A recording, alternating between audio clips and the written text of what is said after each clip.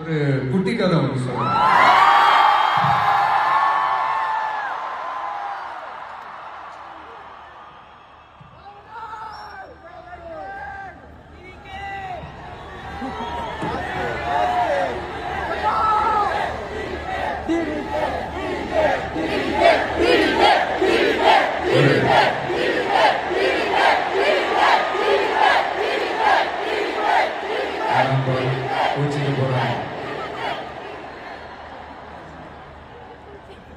ஒரு குட்டி கதை மாதிரி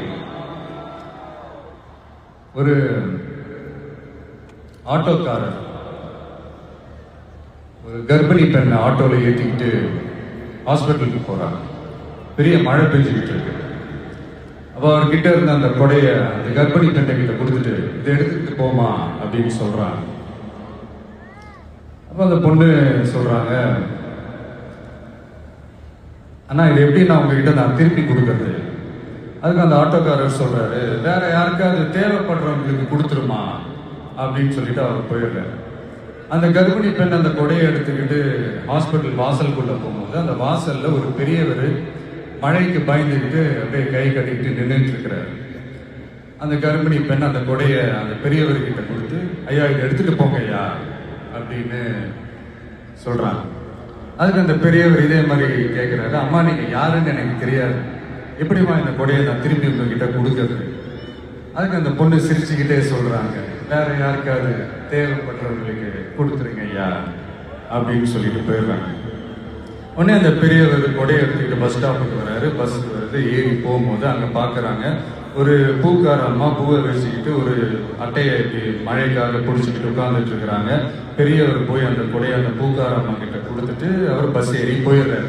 பூக்கார அம்மா அந்த கொடையை எடுத்துக்கிட்டு வீட்டுக்கிட்ட வரும்போது அங்க ஒரு ஸ்கூல் படிக்கிற பொண்ணு பேக்கெல்லாம் மாட்டிக்கிட்டு மழையில ஓடி வர்றாங்க. அவங்க போய் அந்த ஸ்கூல் பொண்ணு கிட்ட கொடையை கொடுத்துட்டு, மழையில நனையாதம்மா இதை எடுத்துக்கிட்டு போங்க அப்படின்னு சொல்றாங்க. அந்த பொண்ணு தேங்க்ஸ் அப்படின்னு சொல்லிட்டு வீட்டுக்கிட்ட வரும்போது அந்த பொண்ணோட அப்பா பதட்டத்தோட வாசல்ல நின்றுட்டு இருக்கிறாரு. பொண்ணு மழையில நனைஞ்சுக்கிட்டு வரணுமே அப்படின்ட்டு. அந்த அப்பா வேற யாரும் இல்ல, அந்த ஆட்டோக்காரர்.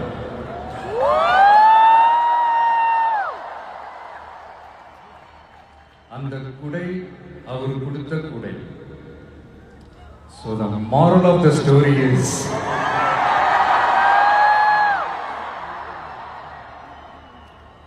முடிஞ்ச